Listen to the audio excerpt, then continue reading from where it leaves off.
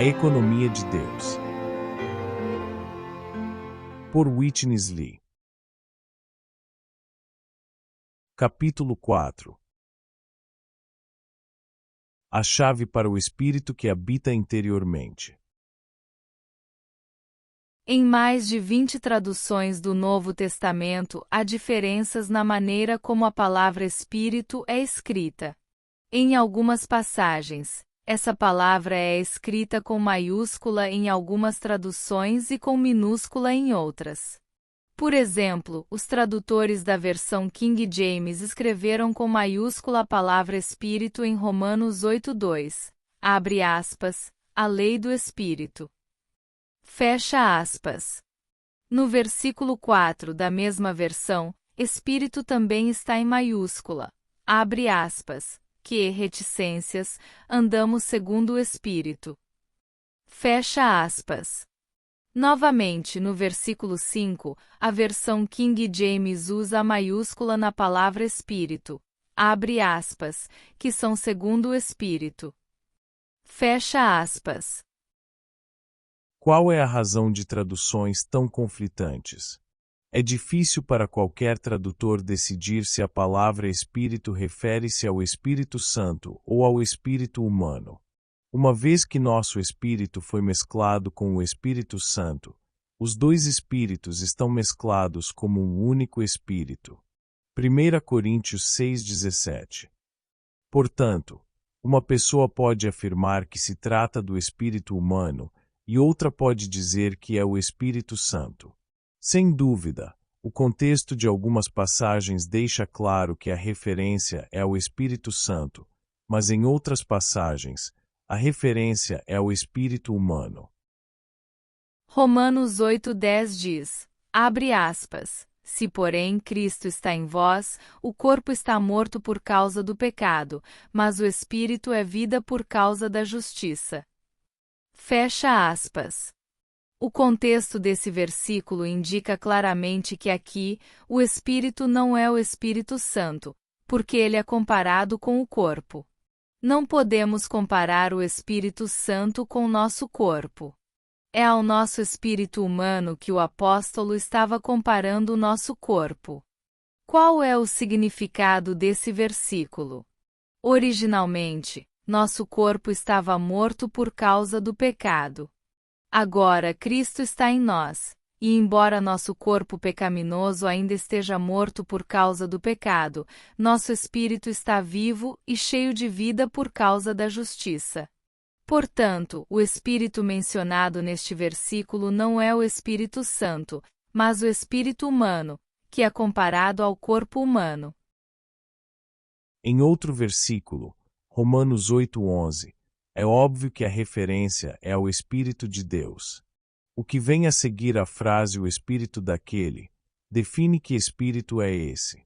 Abre aspas, se habita em vós o Espírito daquele que ressuscitou a Jesus dentre os mortos, esse mesmo que ressuscitou Cristo dentre os mortos também dará vida aos vossos corpos mortais por meio do seu Espírito que habita em vós. Fecha aspas. O versículo 10 nos diz que, embora Cristo esteja em nós, nosso corpo ainda está morto por causa do pecado. Contudo, o versículo 11 declara que nosso corpo mortal, fraco, devido ao habitar interior de Cristo, também será vivificado, reavivado e fortalecido. Porque Cristo está vivendo em nós, até mesmo nosso corpo mortal, que está morto por causa do pecado, pode ser vivificado e reavivado pelo Espírito Divino que habita em nosso espírito. O Espírito que habita interiormente nos torna vivos não apenas no espírito, mas, por fim, também no corpo.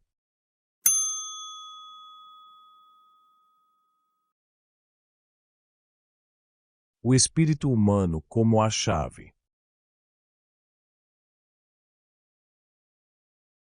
Por que estamos enfatizando as diferenças entre o Espírito Santo e o espírito humano?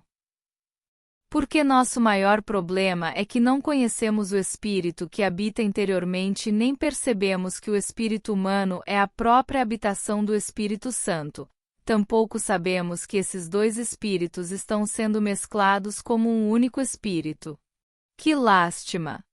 Isso é o marco da economia de Deus, e muitos cristãos o estão perdendo. É como uma casa que se torna inacessível porque se perdeu a chave. Somente a chave pode abrir a casa para que desfrutemos tudo o que está nela. Durante séculos, o inimigo escondeu a chave da economia de Deus. Que é a chave?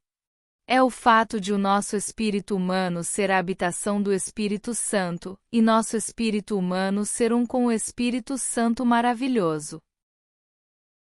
A palavra de Deus é viva e afiada, mais afiada do que uma espada de dois gumes, que penetra ao ponto de dividir alma e espírito. Durante mais de 30 anos, tentei compreender por que essa palavra foi escrita e por que foi escrita no capítulo 4 de Hebreus. O Senhor revelou a razão. O livro de Hebreus nos encoraja a sair do deserto e entrar na boa terra, sair do estágio de peregrinação e entrar no estágio de descanso no Cristo todo inclusivo. Naquele tempo, os cristãos hebreus estavam em perigo de desviar-se de Cristo para o judaísmo, que é como voltar para a terra do Egito. Eles haviam sido libertados do judaísmo e pretendiam entrar na boa terra do descanso, mas estavam peregrinando entre o judaísmo e Cristo. A epístola aos Hebreus foi escrita para encorajá-los a vencer o estágio de peregrinação tomando Cristo como sua vida todo inclusiva e seu descanso. O livro de Hebreus também se refere ao Santo dos Santos. Durante muitos anos eu não conseguia entender o que é o Santo dos Santos. O Senhor me ajudou a compreender que o Santo dos Santos é, em certo sentido, nosso próprio espírito. Hoje, nosso espírito humano é o Santo dos Santos. As três partes do templo correspondem às três partes do homem: corpo, alma e espírito. A parte mais interior do templo, o Santo dos Santos, refere-se à parte mais interior do nosso ser, o espírito humano. Assim como a arca, um tipo de Cristo, estava no Santo dos Santos, Cristo está em nosso espírito hoje. Nosso espírito humano, portanto, é o Santo dos Santos, onde podemos contatar Deus. Se não pudermos discernir nosso espírito, não poderemos localizar o Santo dos Santos. Além disso, precisamos ter muita clareza de que o Deus triuno hoje completou tudo. A criação, a encarnação e o viver humano de Cristo com seus sofrimentos na terra. Ele entrou na morte e passou por ela, ressuscitou, ascendeu ao céu e foi entronizado. Tudo foi realizado pelo Deus triuno maravilhoso. E a realidade de todas essas coisas está no Espírito Santo que veio para dentro de nós. O fato é que o Espírito Santo foi dispensado ao nosso espírito humano, que é agora a residência de Deus. Nosso espírito é o órgão para receber e conter Deus. Para contatar esse Espírito maravilhoso, temos de conhecer nosso espírito. Para me contatar, você precisa saber onde eu vivo. Hebreus 4:12 foi escrito para nos encorajar a prosseguir para dentro do Santo dos Santos, que é nosso espírito.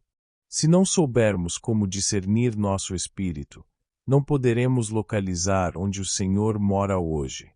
A economia de Deus é Ele dispensar a si mesmo a nós, e o lugar onde Ele dispensa a si mesmo é o nosso espírito.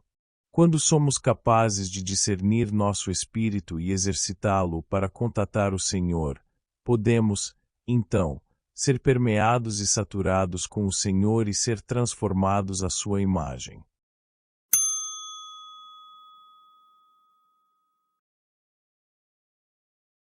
Ser distraído da chave.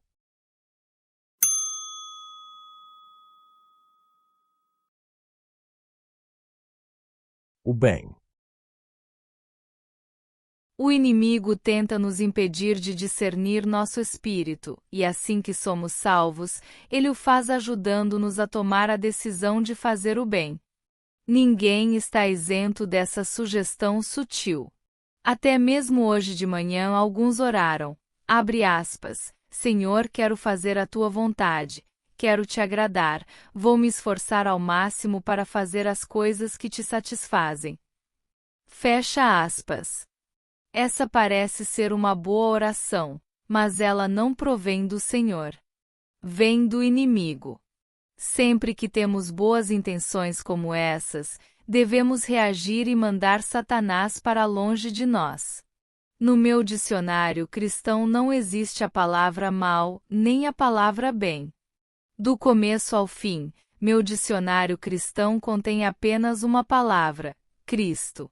Não entendo o bem nem o mal. Não quero ajuda para fazer o bem, quero apenas Cristo. Agora você pode entender as palavras do Senhor. Abre aspas. Permanecei em mim, e eu permanecerei em vós. Reticências. Quem permanece em mim, e eu nele, esse dá muito fruto. Fecha aspas. João 15 versos 4 ao 5. Aqui não há nada de esforço próprio. Há somente permanecer naquele que habita interiormente e deixá-lo permanecer em nós. Então todas as riquezas de Cristo transbordarão de nós. Dar frutos é simplesmente o transbordar do Cristo que habita interiormente. Deveríamos dizer, abre aspas, não sei isso e não sei aquilo. Sei apenas uma coisa, sou um ramo e ele é a videira. Tenho de permanecer nele e deixá-lo permanecer em mim. Fecha aspas.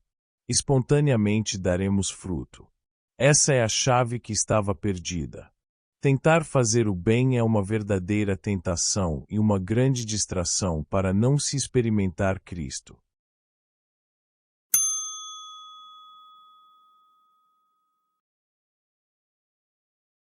Doutrinas. As doutrinas são outro artifício usado pelo inimigo para distrair de Cristo aqueles que o buscam. Através dos séculos, doutrinas como salvação eterna, dispensações, predestinação, graça absoluta, etc., têm sido muito usadas pelo inimigo para distrair os cristãos do Cristo vivo. Conheci alguns cristãos que tinham tanta familiaridade com a Bíblia que um deles era chamado de, abre aspas, concordância viva. Fecha aspas. Se você não conseguia encontrar uma passagem na Bíblia, esses cristãos poderiam dizer-lhe imediatamente o livro, capítulo e versículo. Mas posso testificar que eles sabiam muito pouco sobre contatar Cristo como sua vida. Ter conhecimento das Escrituras é uma coisa, conhecer aquele que vive e é revelado nas Escrituras é bem diferente. Cristo deve ser contatado por meio da Bíblia. Mas é lamentável que tantos cristãos tenham a Bíblia apenas em sua mão e na memória, com muito pouco de Cristo em seu espírito. A lei mosaica foi dada para conduzir as pessoas a Cristo e guardá-las para Cristo. Era para ajudar as pessoas a conhecer Cristo, mas muitos meramente guardavam a lei e ignoravam Cristo. Portanto, a lei foi usada inadequadamente. Hoje, o problema continua o mesmo. O mesmo princípio se aplica a todos os ensinamentos e doutrinas da Bíblia. As doutrinas são meios para experimentar Cristo, mas os cristãos usam as doutrinas e o conhecimento para substituí-lo.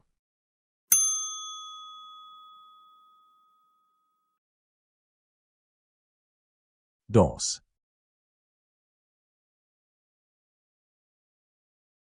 Outra coisa que o inimigo usa é a questão dos dons espirituais.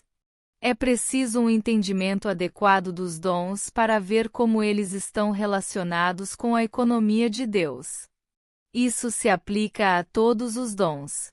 Muitas pessoas que têm dons dão atenção demasiada aos seus dons e, em maior ou menor grau, negligenciam o Cristo que habita interiormente.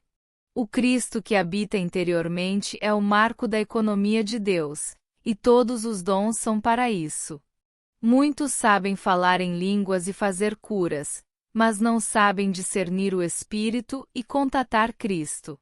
Embora eu não esteja falando contra dom algum, sou contra uma coisa: dar toda a atenção aos dons e ignorar o discernimento do Espírito para contatar Cristo. Isso definitivamente está errado. O livro de Romanos dá muito pouco espaço aos dons. Romanos é um esboço geral do viver e do andar cristãos, e nesse esboço, não é feita muita referência aos dons. Dos 16 capítulos, apenas o capítulo 12 fala algo sobre eles, e se lermos o capítulo todo, veremos que é mencionado não apenas o dom de profecia, mas que até mesmo os dons de exercer misericórdia e de contribuir estão relacionados. Romanos 12 versos 5 ao 8. Os dons mencionados aqui resultam do Cristo vivo ser experimentado como graça em cada crente. Nem todos os cristãos têm o dom de profecia. Ele é apenas um dos muitos dons. Embora não estejamos tentando nos opor a dom algum, temos de dar a devida proporção a cada dom. Caso contrário, seremos desequilibrados. Os dons também são mencionados em 1 Coríntios 12 e 14. Os crentes coríntios tinham todos os dons e não lhes faltava nenhum. 1 Coríntios 1:7. Contudo, embora os coríntios tivessem todos os dons, sua condição espiritual foi escrita como carnal e imatura. 1 Coríntios 3 verso 1. Podemos ter dons e continuar sendo infantis e carnais. Não há dúvidas de que podemos receber ajuda desses dons, mas precisamos aprender algo mais.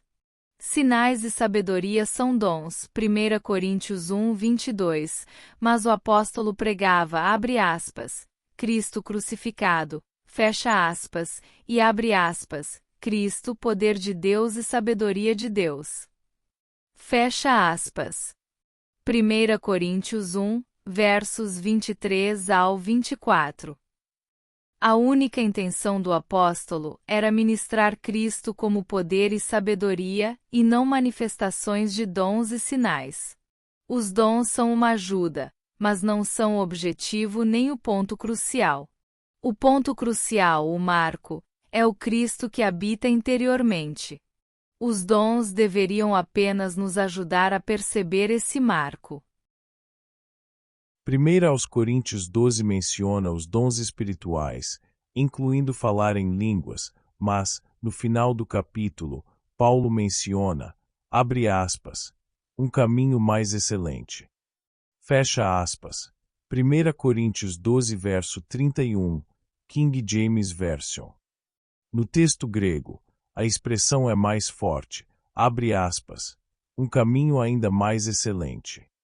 Fecha aspas. Qual é o caminho mais excelente? O capítulo 13 é a continuação desse versículo. Mesmo que falemos todas as línguas dos homens e dos anjos, se não tivermos amor, nos tornaremos meramente como o bronze que soa. Ouvimos apenas um som, mas não vemos a vida. O amor é a expressão da vida. Isso prova que as línguas, estritamente falando, não são uma questão de vida. Falar em línguas sem considerar a vida é tornar-se como o bronze que soa. Muitas pessoas que frequentemente falam em línguas são muito superficiais e imaturas em sua vida cristã. No capítulo 14, o apóstolo nos encoraja a exercitar nosso espírito para o proveito espiritual da igreja. Essa é a conclusão do capítulo todo. Mesmo que Paulo tenha excedido os outros no falar em línguas, ele disse que preferia falar nas reuniões 5 palavras que as pessoas entendessem do que 10.000 palavras em outra língua. 1 Coríntios 14 versos 18 ao 19. Nesses capítulos, o apóstolo manifesta uma atitude um tanto negativa com relação ao falar em línguas. Em vez de encorajar a prática dos dons, ele ajusta os coríntios com alguns ensinamentos corretivos. Portanto, devemos concluir que todos os dons são para a experiência de Cristo e devem ser usados na proporção adequada. A chave para a economia de Deus É Cristo como nosso tudo trabalhado em nosso espírito. Sem dúvida, precisamos de determinados ensinamentos e de determinados dons para nos ajudar a compreender o marco da economia de Deus. Mas não devemos permitir que doutrinas e dons substituam esse marco. O marco da economia de Deus não são ensinamentos nem dons, mas Cristo, que é o Espírito vivo, habitando em nosso espírito. Alguns podem necessitar que um dom os ajude a compreender esse marco. Nem todos precisam do mesmo dom. Enquanto uns precisam do dom de profecia, outros podem necessitar do dom de falar em línguas. Alguns podem precisar do dom de cura, e outros, de determinadas doutrinas. Muitas pessoas são atraídas a Cristo por meio de ensinamentos. Mas, tenhamos clareza de que o Cristo que habita em nosso espírito é a chave para a economia de Deus. Precisamos dar toda atenção a essa chave. Na verdade, não é necessário dar atenção especial a qualquer ensinamento ou dom se o Cristo que habita interiormente já está substantificado em nosso espírito. O velho servo de Abraão foi enviado com diversos presentes para obter uma noiva para Isaque. Todos esses presentes ajudaram Rebeca a perceber que ela tinha de ir até Isaque. Esse é o verdadeiro papel dos dons.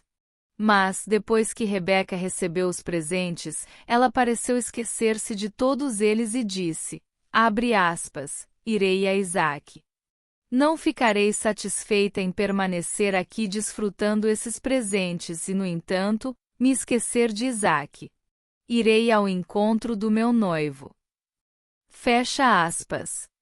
Depois que Rebeca casou-se com Isaque, não se menciona mais esses presentes. Diariamente Rebeca simplesmente desfrutava viver com Isaque. Cristo é muito melhor do que falar em línguas, muito melhor do que profecias, muito melhor do que tudo mais. Com a chave em minha mão, posso abrir todas as portas e desfrutar toda a casa. Se não tenho a chave, preciso ir ao chaveiro. Contudo, se tenho a chave, os serviços de chaveiro não são necessários. A verdadeira necessidade é a chave, não o chaveiro, e assim como o chaveiro não é necessário quando tenho a chave, os dons e ensinamentos não são necessários quando substantificamos em nosso espírito o Cristo que habita interiormente. Alguns podem exigir determinados ensinamentos e dons para encontrar a chave, mas louvado seja o Senhor, uma vez que a chave está em nossa mão para substantificarmos Cristo, esqueçamos os ensinamentos e os dons. Voltemos toda nossa atenção a discernir nosso espírito, contatar o Cristo vivo e ter comunhão com Ele. Para obtermos a chave, Deus preparou determinados dons e ensinamentos. Podemos louvar o Senhor pela sua misericórdia, mas precisamos ser cuidadosos. Não devemos dar tanta atenção ao chaveiro ao ponto de irmos até ele todos os dias. Uma vez que temos a chave, podemos agradecer ao chaveiro e deixá-lo. Podemos usar a chave para entrar no edifício e descobrir suas riquezas.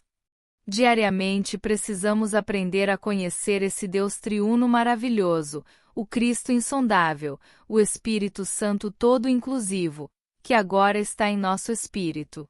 Temos a chave quando discernimos nosso espírito. Nós temos a chave. Temos tudo o que precisamos de Cristo ao exercitarmos o Espírito para contatá-lo. Esse é o marco da economia de Deus. Embora o Senhor nos dê ensinamentos e dons, Ele próprio é o objetivo, Ele é completo e todo-inclusivo. Não nos conformemos com nada menos do que Ele mesmo. O alvo da economia de Deus é que o Cristo todo-inclusivo habite em nosso espírito. Durante todo o dia devemos procurar nos voltar ao nosso espírito e contatar Cristo como tudo para nós. Então, teremos a chave para uma vida cristã adequada e normal.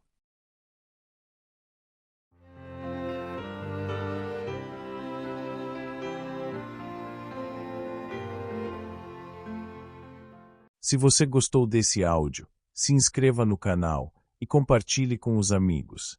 Para fazer o download gratuito do livro completo, acesse www.remabooks.org e entre em contato com os irmãos.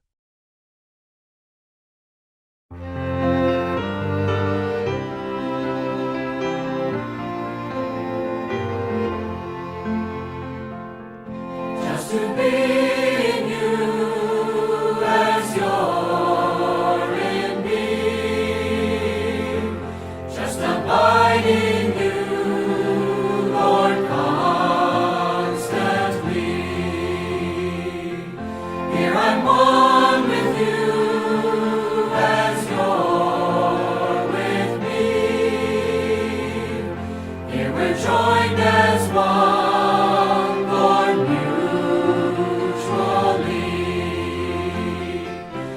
Dispensing His economy in His Trinity.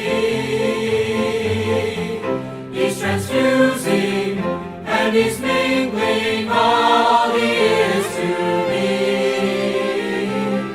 I am just a branch and you're the vine. As I dwell in you, everything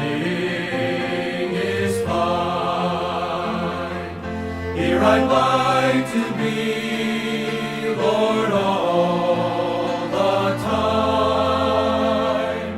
Here I'm yours, dear Lord, and you are mine.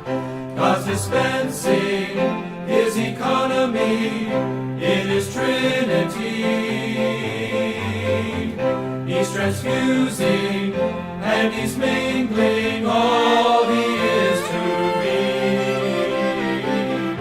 I'm a branch that's in Lord grafted in.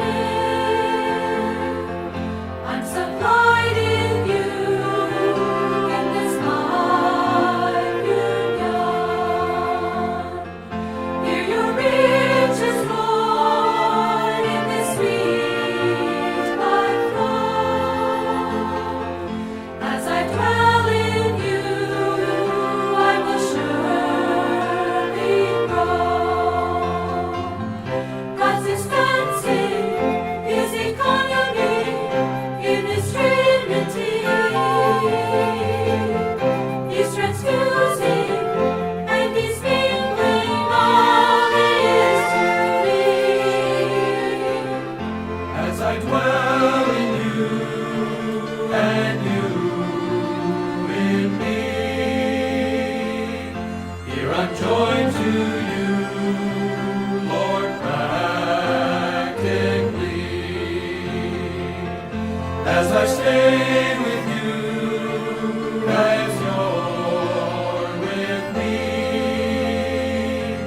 we will mingle, Lord, subjectively. God's dispensing His economy in His Trinity. He's transfusing and He's